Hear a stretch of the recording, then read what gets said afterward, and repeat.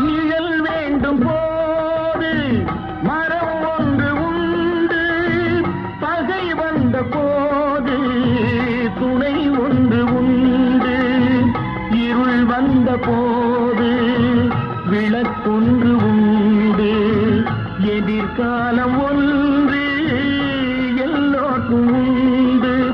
உண்மை என்பது என்றும் உள்ளது தெய்வத்தின் மொழியாகும். நன்மை என்பது நாளை வருவது நம்பிக்கை ஒளியாகும். புத்தன் இயேசு காந்தி பிறந்தது பூமியில் எதற்காக? தோழா, ஏழை நமக்காக.